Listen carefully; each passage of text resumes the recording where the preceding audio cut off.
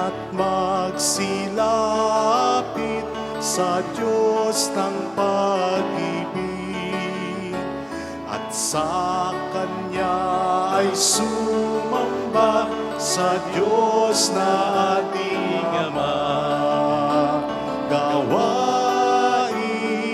Iwanan at ating samahan ang Diyos na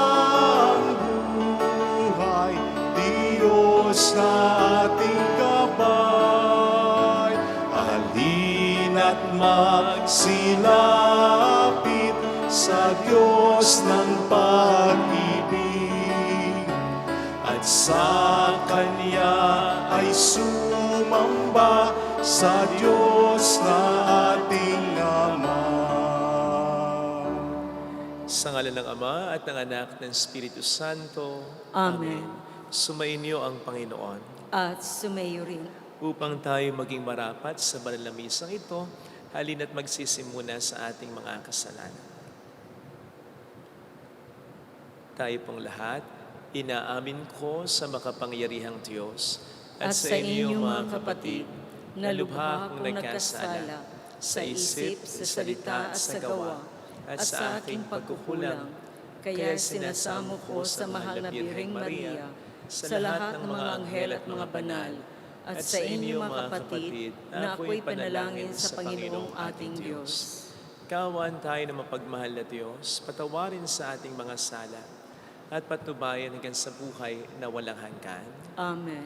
Panginoon, kaawaan mo kami. Panginoon, kaawaan mo kami. Kristo, kaawaan mo kami. Kristo, kaawaan mo kami. Panginoon, kaawaan mo kami. Panginoon, kaawaan mo kami. Yumuko tayo, manalangin tayo.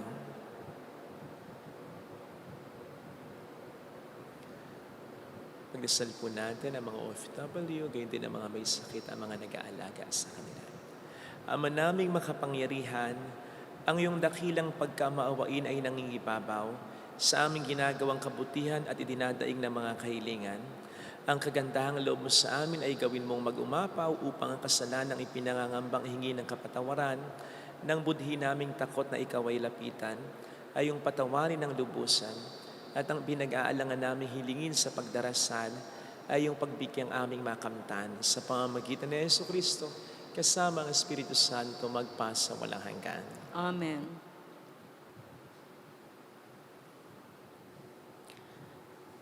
Ang salita ng Diyos mula sa sulat ni Apostol San Pablo sa mga taga-Galacia. Mga kapatid, makalipas ang 14 na taon, muli akong pumunta sa Jerusalem, nakasama sina Bernabe at Tito. Nagbalik ako sapagkat ipinaalam sa akin ng Diyos na dapat akong pumaroon. Nakipagpulong ako ng sarilinan sa mga pangunahin sa simbahan at ipinaliwanag ko sa kanila ang mabuting balita ng kaligtasan na ipinangangaral ko sa mga hintil. Ginawa ko ito sapagkat ayokong mawalan ng kabuluhan ang aking pagpapagal sa nakaraan at sa kasalukuyan. Sa halip, kinilala nila ako'y hinirang ng Diyos upang mangaral ng mabuting balita ng kaligtasan sa mga hintil. Tulad din ng pagkahirang kay Pedro upang mangaral ng mabuting balita ng kaligtasan sa mga Hudyo. Ang Diyos na ang humirang kay Pedro bilang apostol sa mga Hudyo, ang siya ring humirang sa akin bilang apostol sa mga Hintil. Nabatid ni na Santiago, Pedro at Juan, mga kilalang haligi ng simbahan, na ang Diyos ang siyang nagbigay sa akin ng tanging kaloob na ito. Kaya't kami ni Bernabe tinanggap nila bilang mga kamanggagawa. Pinagkasundoan namin na kami sa mga Hintil at sa mga Hudyo naman sila. Ang hiling lamang nila ay huwag naming pababayaan ang mga dukha na talaga namang pinagsisikapan kong gawin. Nang si Pedro'y nasa Antioquia, hayagan kong sinabi sa kanyang mali ang kanyang ginagawa, sapagkat nung hindi pa dumarating ang ilang lalaking pinaparoon ni Santiago, siya'y sumasalo sa mga Hintil.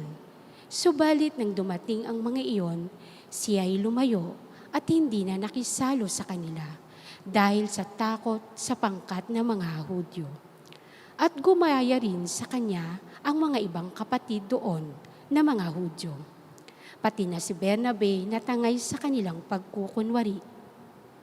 Nang makita kong hindi na sila'y namumuhay ayon sa tunay na diwa ng mabuting balita, sinabi ko kay Pedro sa harapan nilang lahat, kung ikaw na Hudyo, isang Hudyo, ay namumuhay na parang Hintil at di bilang isang Hudyo, paano mo mapipilit ang mga Hintil na mamuhay na gaya ng mga Hudyo? Ang salita ng Diyos. Salamat sa Diyos. Humayot dalhin sa tanan, mabuting balitang aral. Humayot dalhin sa tanan, mabuting balitang aral. Purihin ang poon, dapat na purihin ng lahat ng bansa. Siya ay purihin na lahat ng tao sa balat ng lupa. Humayot dalhin sa tanan, mabuting balitang aral. Pagkat ang pag-ibig na ukol sa ati, dakila at wagas, at ang katapatan niya'y walang wakas. Humayot dalhin sa tanan, mabuting balitang aral.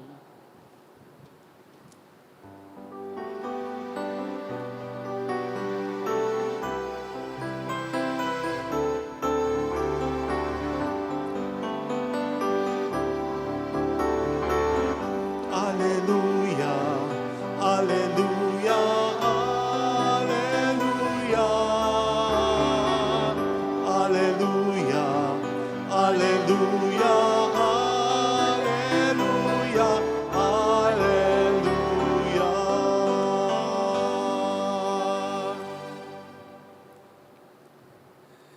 Sumainyo ang Panginoon. At sumayo rin. Ang mabuting balita ng Panginoon ayon kay San Lucas. Papuri sa iyo, Panginoon. Minsan, nananalangin si Jesus. Pagkatapos niya, sinabi ng isa sa kaniyang mga alagad, Panginoon, turuan po niyo kaming manalangin. Katulad ng ginawa ni Juan sa kaniyang mga alagad. Sinabi ni Jesus, kung kayo'y mananalangin, ganito ang sabihin ninyo, Ama, sambahin nawa ang pangalan mo. Magsimula na sana ang iyong paghahari. Bigyan mo kami ng aming makakain sa araw-araw at patawarin mo kami sa aming mga kasalanan sapagkat pinatatawad namin ang bawat nagkasala sa amin at huwag mo kami iharap sa mahigpit na pagsubok.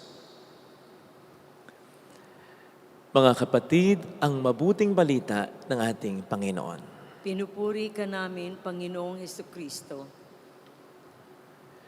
Welcome po sa Our Lady of Lasal at Quasay Parish kung saan ayos lang umiyak. Sasamahan tayo ng mahal na ina sa pag-iyak at sa pagdarasal upang maging maayos ang lahat. Siguro po'y naranasan nyo na nakakita kayo ng tao na napakagaling sa isang bagay na parang gusto nyo ring matutunan. So much so na after niyang gawin yung isang bagay na yon, ay parang gusto niyong sabihin sa kanya, turuan mo nga ako.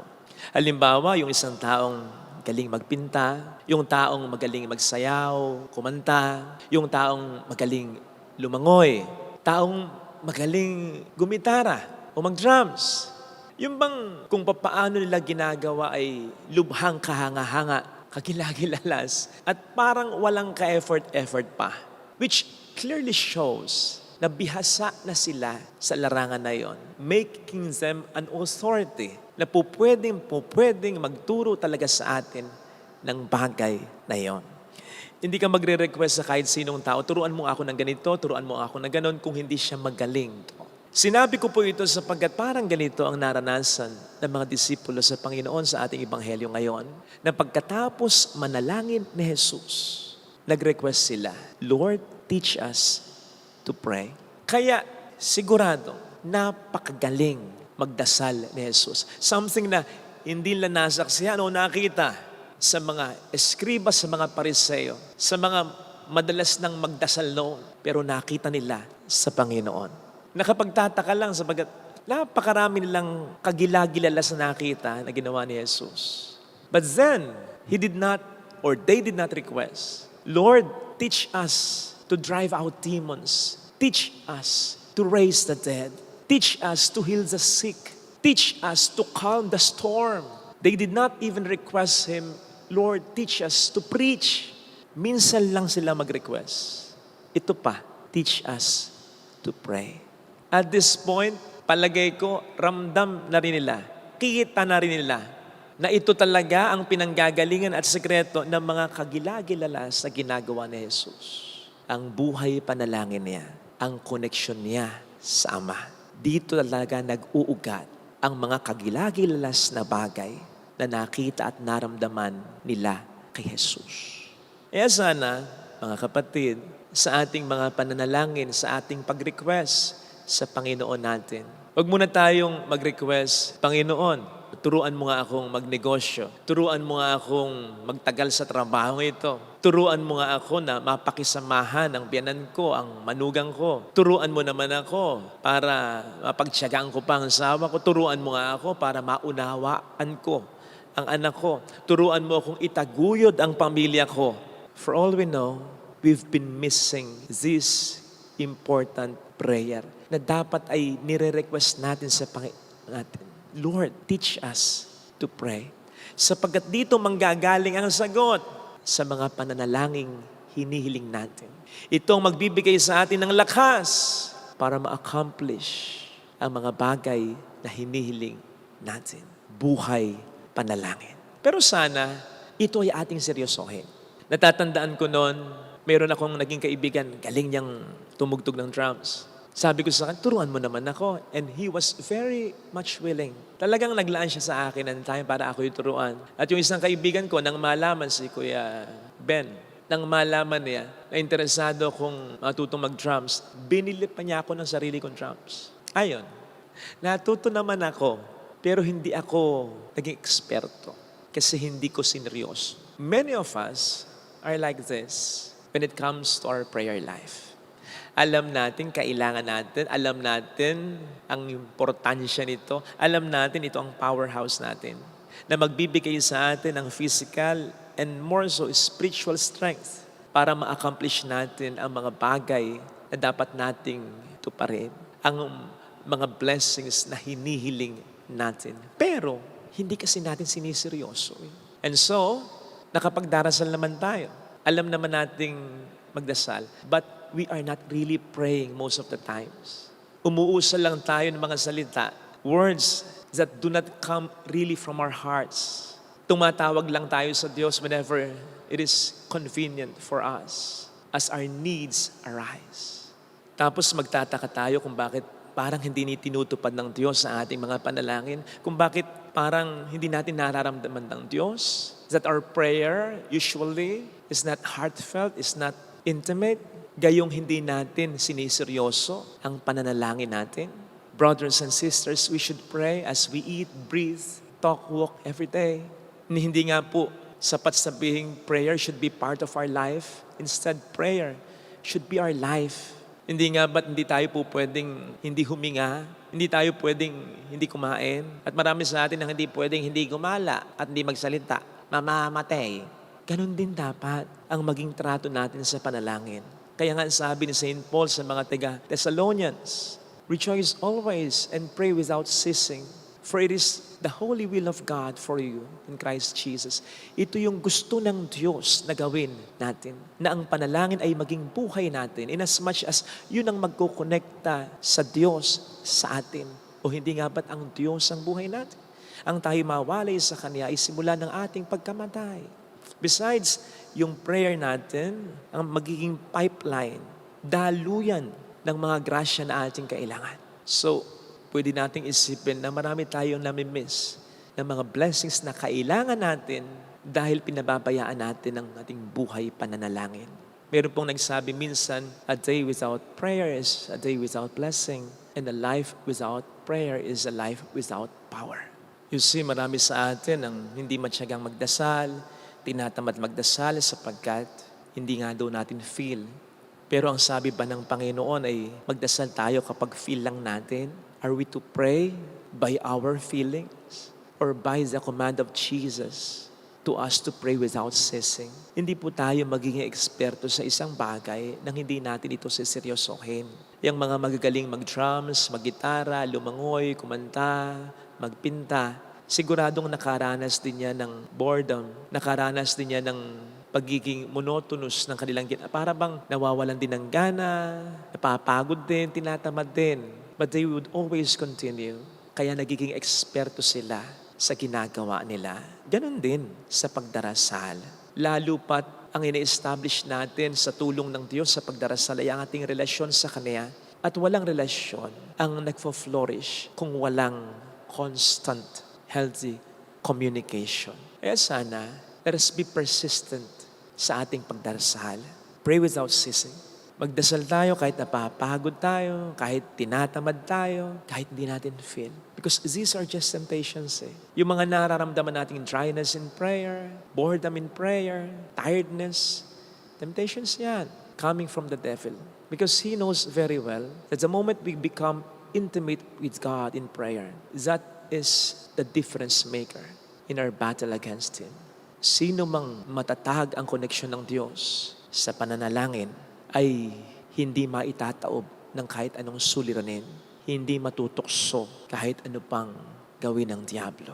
Indeed, hindi porke magpakaseryoso tayo sa isang bagay, kahit pa eksperto ang nagtuturo sa atin, ay siguradong tayo ay magiging eksperto na rin. Halimbawa ako, I think kahit turuan ako ng isang eksperto at maging seryoso ako na mag-drums, malagay ko hindi pa rin ako magiging eksperto. I mean, bihasang-bihasa. Sapagkat hindi naman yun ang talent ko. At hindi naman para doon ang mission o buhay ko. But not with prayer. Sapagkat lahat tayo meant na maging expert dito. Sapagkat ito ang isang napakahalagang regalo ng Diyos sa lahat ng tao. Gusto ng Diyos na maging close tayo sa Kanya. Lahat tayo. Kaya sana, wag nating sayangin ang dakilang regalong ito.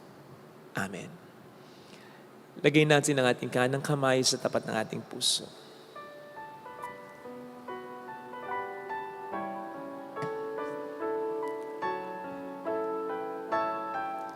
Awitin natin, alam kong may magagawa ang Diyos.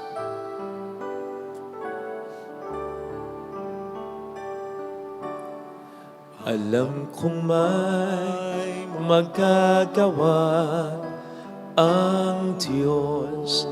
Alam kong may magagawa ang Diyos. Alam kong may magagawa ang Diyos. Kung ako'y magtatapat, Kung ako'y magtatapat sa Kanya'y maglilingkod, sa Kanya'y maglilingkod, alam kong may magagawa ang Diyos. may magagawa ang Diyos. Alam kong di ringgin ng Diyos ang samuko, Alam kong di sapagkat mahal niya ako. ringgin ng Diyos ang samo ko.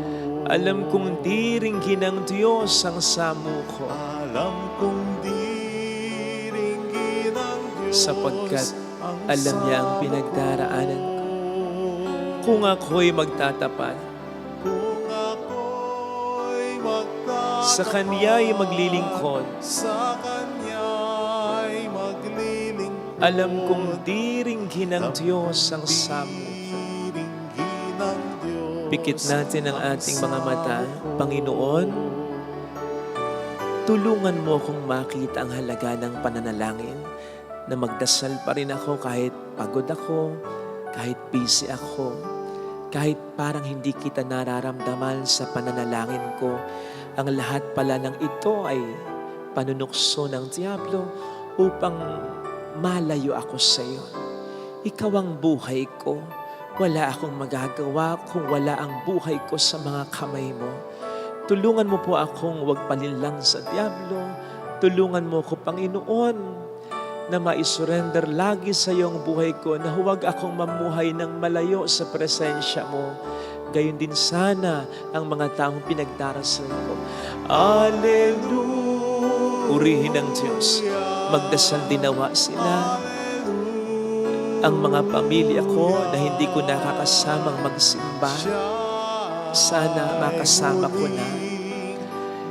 Ang mga lagi kong pinagdarasal, pagdasal din sana ang sarili nila. Makita rin sana nila ang halaga na sila'y nagdarasal at nagsisimba. Balik ang Panginoon upang tayo ay kunin. Tapat siya sa kaniyang mga pangako sa atin. Sabihin mo sa sarili, mayroong magandang mangyayari sa iyo. Higit pa sa inaasahan, sapagkat mahal ka ng Diyos. Kaya nga, binibigyan niya tayo ng pagkakataong tumawag sa Kanya. Kaya nga, 24/7 ang communication hotline. Kaya nga, kahit tayo'y makasalanan, pinakikinggan niya. Kasi tayo'y mahal na mahal niya. At alam niya, wala tayong magagawa kung wala siya. It's about time na ang ating buhay pananalangin ay bigyan natin ng halaga. Papuri sa Ama at sa Anak sa Espiritu Santo. Kapara nung unang-una, ngayon magpakailanman, magpasawalang hanggan. Amen. Pag-aalay.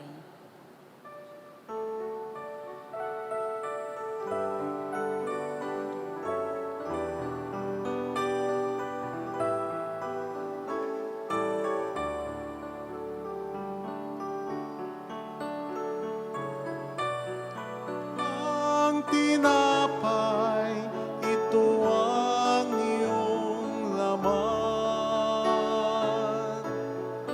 At ang alak, ito ang iyong dugo.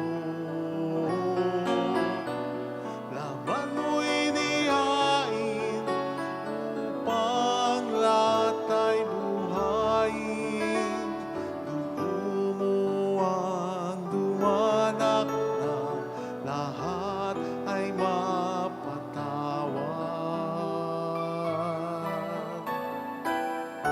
Aming alay sa iyo, Panginoon. Ang tinapay at alak na iyong kaloob upang gunitain ang iyong buhay na inialay nang tayo'y magdiwang bilang isang sambayanan.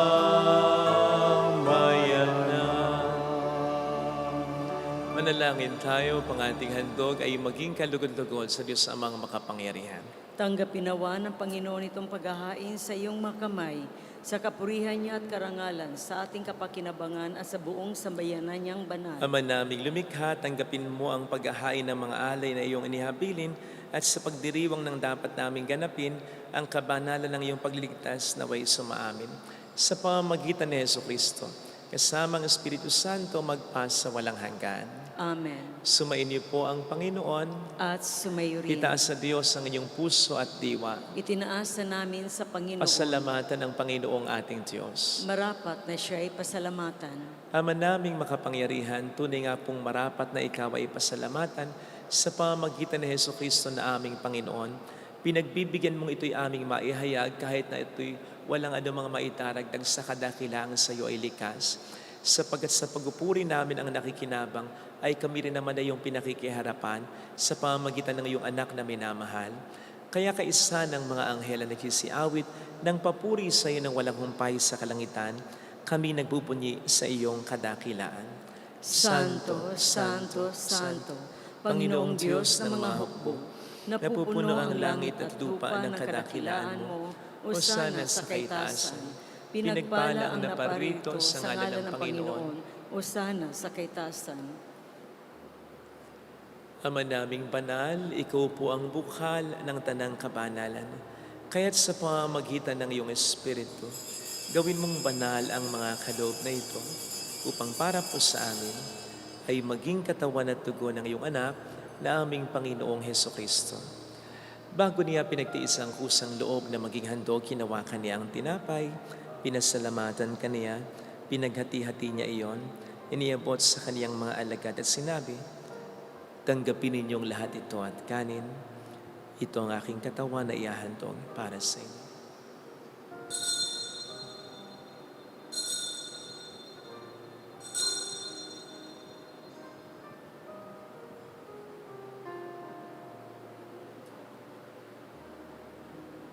Kaya hindi naman ang matapos ang hapunan, hinawakan niya ang kalis, uli kaniyang pinasalamatan. Iniabot niya ang kalis sa kaniyang mga alagad at sinabi, "Tanggapin ninyong lahat ito at inumin. Ito ang kalis ng aking dugo ng bago't walang hanggang tipan.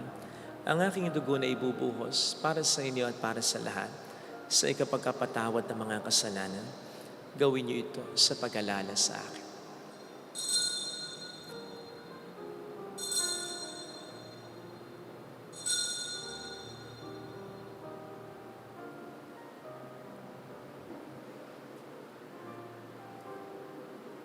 Ipagbunyi natin ang misteryo ng ating pananampalataya. Si Kristo'y namatay, si Kristo'y nabuhay, si Kristo'y babalik sa wakas ng panahon. Ama, ginagawa namin ngayon ang pag-alaala sa pagkamatay at muling pagkabuhay ng iyong anak. Kaya inialay namin sa iyong tinapay ng buhay at ang kalis ng kaligtasan. Kami nagpapasalamat dahil kami iyong minarapat na tumayo sa harap mo para maglingkod sa iyo. E sinasamo namin kami na magsasalo sa katawan at dugo ni Kristo, lalo na sana ang aming pamilya ay mabuklod sa pagkakaisa sa pamamagitan ng Espiritu Santo. Ama, lingapin mo ang iyong simbahang laganap sa buong daigdig. Puspusin mo po kami sa pag-ibig kaisa ni Francisco na aming Papa, ni Dennis na aming Obispo at ng Tanang Kaparian. Alalahanin mo po ang mga kapatid naming nahimlay nang may pag-asang sila'y muling mabubuhay, lalo ng aming mga ipagdarasal. Saglit nating alalahanin ang ating mga minamahal na yumao na. Kaawaan mo sila at patuloyin sa iyong kaliwanagan. Kaawaan mo at pakingtapatin kaming lahat na makasalo sa iyong buhay na walang wakas. Kaisa ang mahal na Birhen ng Lazaret, ang ina ng Diyos. San Jose ang kabiyak ng kanyang puso, lahat ng mga banal na namuhay dito sa daigdig ng kalugod-lugod sa iyo. May pagdiwang nawa namin ang pagupuri sa ikararangal mo sa pamamagitan ng iyong anak at aming Panginoong Hesukristo. Sa pamamagitan ni Kristo, kasama niya at sa Kaniya, ang lahat ng parangal, papuri ay sa iyo, Diyos amang makapangyarihan, kasama ang Espiritu Santo, magpa sa walang hanggan. Amen. Tumawag tayo sa ating Ama.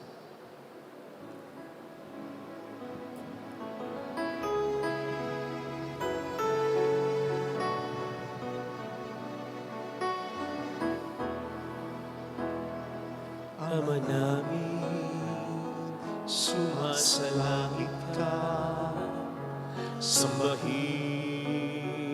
ang ngalan mo,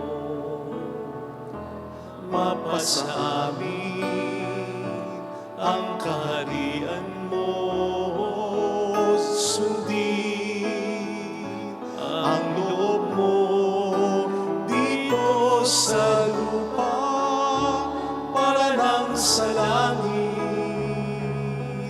Bigyan mo kami ngayon ng aming kakanin sa araw-araw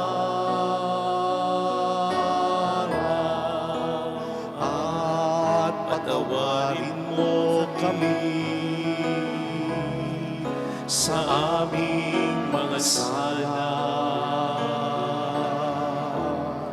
para ng pagpapatawad namin sa nagkakasala sa amin.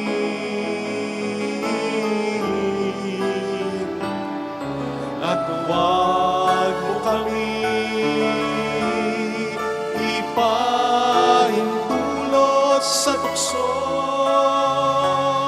at ihadya mo kami sa lahat ng masama.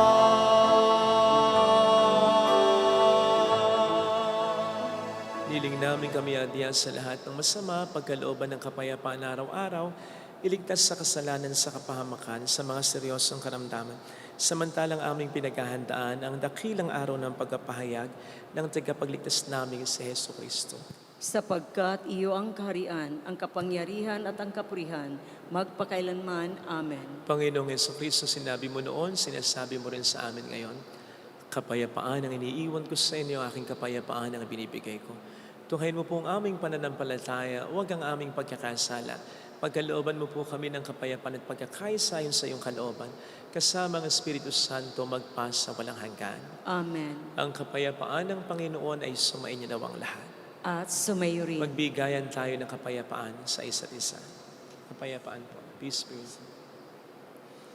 Kordero Kordero ng Diyos na nag-aalis ng mga kasalanan ng sanlibutan, maawa ka sa amin. Kordero ng Diyos na nag-aalis ng mga kasalanan ng sanlibutan, maawa ka sa amin. Kordero ng Diyos na nag-aalis ng mga kasalanan ng sanlibutan, ipagkaloob mo sa amin ang kapayapaan.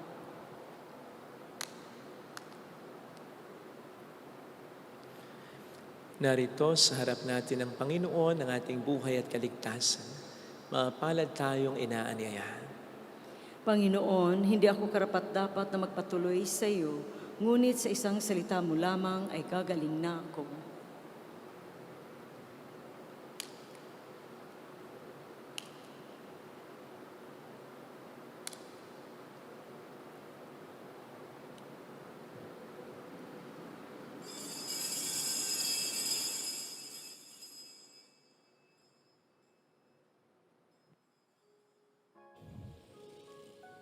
Panalangin para sa espiritual na pakikinabang. Panginoong Hesus, ako ay naniniwala na ikaw ay nasa kabanal-banalang sakramento. Iniibig kita ng higit sa lahat at ninanasa kong tanggapin ka sa aking kaluluwa. Sapagkat sa mga sandaling ito, hindi kita matatanggap sa sakramento. Tumuloy ka sa espiritu sa aking puso. Niyayakap kita na para bang naririto ka na. Inaalay ko ng buong buo ang aking sarili sa iyo. Huwag mong hayaang mawalay ako sa iyo. Amen. Ako nga'y dudulog at dadalangin. Pagdating ng umaga, ang tinig ko ay dinggin. Hinahangad nitong damdamin. Kailan tutunin bukas pagsikat ng liwanag, aking hihintayin. Dinggin mo ako, Panginoon. Tinig ng pagsamo, naway pakinggan mo. Dinggin mo ako, Panginoon. Akong tumatawag, lingapin mo ngayon. Akong tumatawag, lingapin mo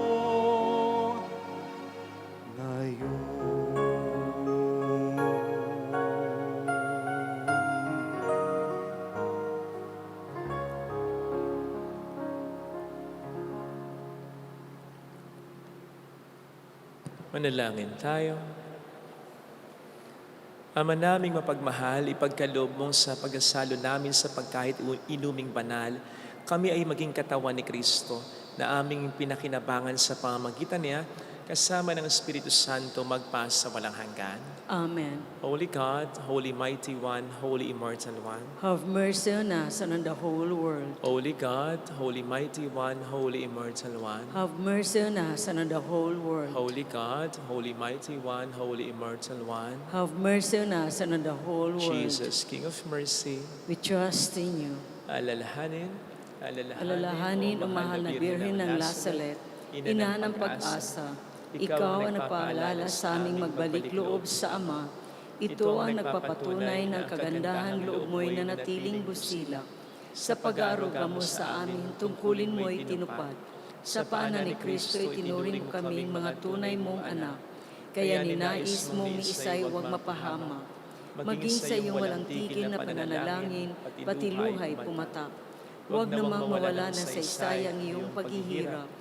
Hiling nawa namin sa iyo, o aming inang liyag, na matapos ang pakikibaka namin sa mundong ito at sa pananatili naming tapat kay Kristo, sa kapurihan mo'y makibahagi kaming ganap, upang kung nasaan ka ngayon, ay maparoon din kaming lahat. At ang kaganapan ng kalwalatian ng Diyos Amay ay tuluyang matupad. Siya nawa. mahal na Birhen ng Lazaret, tagapagkasundo ng mga makasalanan. Ipanalangin mo walang patid kami mga dumudulog sa iyo. Maraming salamat po sa inyong pakikiisa at sa inyong pagtulong sa mga tumutulong po through our GCash and bank account.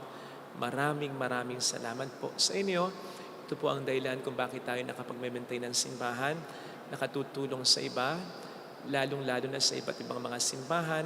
Right now, nagpapagawa po tayo ng mga chapels. Kaya maraming salamat po sa inyong lahat. Sumainyo ang Panginoon. At sumayo rin. Palain kayo kasama ang ating pamilya na mapagmahal na Diyos, ng Ama at ng Anak at ng Espiritu Santo. Amen. Umayo tayo sa kapayapaan ni Kristo. Salamat sa Diyos. Salamat din po.